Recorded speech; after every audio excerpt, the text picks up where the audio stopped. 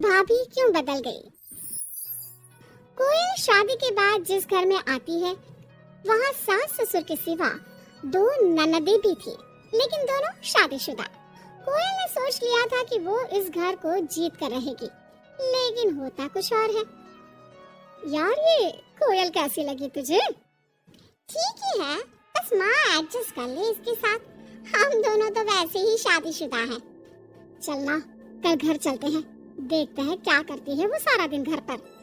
ठीक है दीदी, मैं कल आ जाऊंगी। दोनों ननदें मायके आती है, जहाँ पिता बाहर बैठकर पेपर पढ़ रहे थे, माँ अंदर सब्जी काट रही थी और कोयल वो तो कहीं नहीं थी। क्या पापा बाहर क्यों बैठे हैं? बहू ने निकाल दिया क्या? चलिए अंदर देखिए, कैसी लू सी चल रही है। चलिए तो। अरे नहीं नहीं, अंदर लाइट नहीं आ रही है, रोशनी भी कम है और हवा भी नहीं है।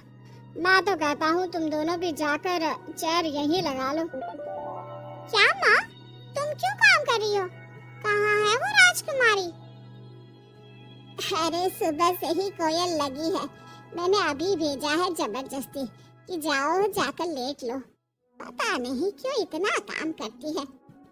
जब से आई है वक्त पर खाना पीना, वक्त पर दवाई, सब की जिम्मेदारी ले ली है उसने। वो तो हम भी कर रहे हैं ना माँ अपने ससुराल में, सभी को तो करना पड़ता है। उसमें वो नया क्या कर रही है? पापा के सफेद कपड़े कैसे पहले चमकते थे, अब देखो तो कितने मैले कुचैले लग रहे हैं। कौन धोता है? धोती तो बहू ही है, लेकिन क्या करे बेचारी, मशीन ही खराब पड़ी है। सबके कपड़े हाथ से धोना, उसके भी तो मुलायम छोटे छोटे हाथ हैं। हाँ हाँ, और हम लोगों के हाथों में तो चक्का लगा है ना। अरे बस भी करो माँ। दोनों बहनें माँ बाप को काफी भड़काने की कोशिश करती, लेकिन कोई फायदा नहीं होता। पर कहते हैं ना, बेटी तो बेटी होती है उन लोगों के जाने के बाद। क्या बात है माँ जी, कोई आया था क्या? हाँ, वो तेरी दोनों ननदें आई थी। अरे तुम मुझे उठाया क्यों नहीं माँ? मैं भी मिल लेती ना दोनों दीदियों से। अरे ना बेटा, तभी तो तू सोने गई थी। मैंने उन लोगों को खाना बनाकर खिला दिया, चिंता ना कर। कोयल को सास की बात अच्छी लगती है, वो अंदर जाने लगती है कि सास उसे टोक देती है।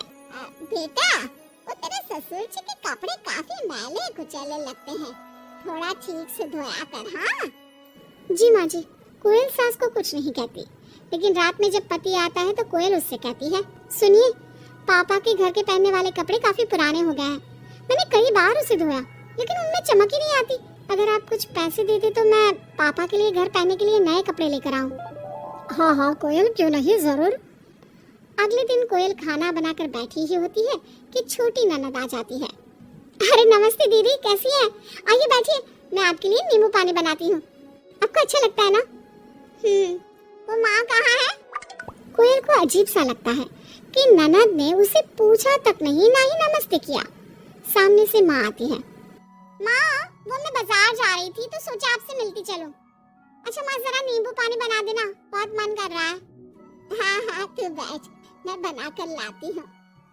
कोयल को लगता है कि बेटी है, माँ के हाथ का स्वाद मिस करती होगी, इसमें बुरा मानने वाली कोई बात नहीं है। दीदी मैं भी बाजार जा रही हूँ, आपके साथ ही चलती हूँ। ननद भाभी दोनों मार्केट जाती है, जहाँ कोयल ससुर जी के लिए कपड़े लेती है। क्या जरूरत है भाभी, पापा को उनकी पसंद के कपड़े ले देती ना, उन्हें यहाँ पर लाकर। पर दीदी पापा तो लुंगी ही पहनते हैं और एक ही डिजाइन की, तो इसमें पसंद नापसंद की क्या बात है? आपसे क्या बोलना।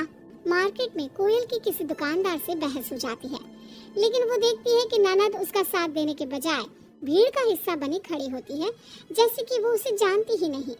कोयल घर आती है। अरे बेटा, क्या जरूरत थी नए कपड़ों की? पापा मैंने ना आपके कपड़े धोने की काफी कोशिश की, लेकिन वो पुराने हो गए थे ना, इसलिए ऐसे मैले से लग रहे थे।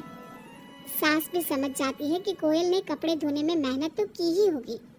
एक रोज फिर दोनों ननदें आती है। कोयल अब दोनों ननदों को मनाने के लिए कोई ना कोई तरकीब निकालती है।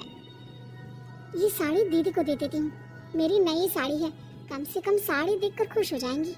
दीदी ये साड़ी आप ले लीजिए। और छोटी दीदी, मैं आपकी पसंद की पालक पनीर बनाती हूँ, आप लोगों के आने से घर में कितना अच्छा लगता है ना। दोनों कुछ नहीं बोलते। अब तो जब भी दोनों ननदें घर आती, कोयल के सास ससुर को भी भड़काकर चली जाती, जिसके बाद से ही दोनों का रवैया कोयल के लिए कुछ दिनों के लिए बदल जाता। पता है कोयल, मेरी छोटी बेटी सास को घर में एक काम करने नहीं देती, सारा दिन बिठा के खिलाती है। कम से कम तुझे मेरा साथ तो मिला है, क्यों? कोयल कुछ नहीं कहती, लेकिन अब वो थक चुकी थी। ससुराल के लोगों को प्यार से सम्मान से साथ बांधने की कोशिश कर करके, लेकिन ननदी वैसी की वैसी ही रही। अब कोयल ने सोच लिया कि वो ननदों से बात करेगी। जब बड़ी ननद घर पर फोन करती है, हेलो हेलो कोयल, माँ को फोन देना। सभी को फोन लगा लिया लेकिन कोई उठा ही नहीं रहा। ओह, तभी आपने मेरे फोन पर फोन किया दीदी, और वो भी सीधे माँ से बात करने के लिए। क्यों, मैं नहीं हूँ क्या? या मेरा हालचाल पूछने की आप लोगों को जरूरत ही नहीं है, या मुझसे मतलब ही नहीं है, क्यों? अरे नहीं नहीं, ऐसा नहीं है, वो वक्त ही नहीं मिलता ना घर के कामों को लेकर। दूसरी ननद से भी कोयल बात करती है, लेकिन वो भी वक्त और काम थकान का रोना रोने लगती है। कोयल को लगता है कि शायद उसकी ननदों से बात करके उसे सब सॉल्व कर लिया, लेकिन ऐसा होता नहीं है। ननदों का व्यवहार वैसा का वैसा ही रहता है, जिसके बाद कोयल भी कुछ ठान लेती है। एक रोज छोटी ननद घर आती है। कोयल भी उसे नमस्ते करके कमरे में चली जाती है। ना ही उसकी पसंद का खाना पूछती है और ना ही चाय। बड़ी ननद को भी कोयल फोन करना छोड़ देती है, और ना ही उन लोगों के स्टेटस चेक करती है, ना ही उन लोगों के आने पर हालचाल पूछती है। दोनों ननदों को कोयल का बदला रूप अच्छा तो नहीं लगता। क्या बात है कोयल भाभी, आपको हमारा यहाँ घर आना अच्छा नहीं लगता क्या? लेकिन हम भी क्या करें, मायका है, माँ बाप है, तो आएंगे तो सही ना। वो काम है थोड़ा, मैं अपने कमरे में जा रही हूँ। जो भाभी ननदों के आगे पीछे लगी रहती थी, उन लोगों के खाने पीने से लेकर हर बात का ख्याल रखती थी, उसका बदला रूप दोनों ननदों को अखरने लगता है। क्या बात है कोयल, अब हम लोगों से बात भी ज्यादा नहीं करती, ना ही फोन करती है। वैसे तो आप लोग भी मुझे कभी नहीं पूछती थी ना, आती तो सीधा माँ के कमरे में। फोन भी मुझे तब करती जब घर में किसी का फोन ना लगता हो, और करती भी तो सीधे माँ से बात करा दो। मेरे हाथ का ना खाना खाती, ना सीधे मुंह बात करती। तो मैंने भी अपनी दुनिया में जीना सीख लिया है। अब मैं मस्त हूँ और खुश हूँ। नमस्ते। ये बोलकर कोयल वहाँ से चली जाती है अपनी दुनिया में।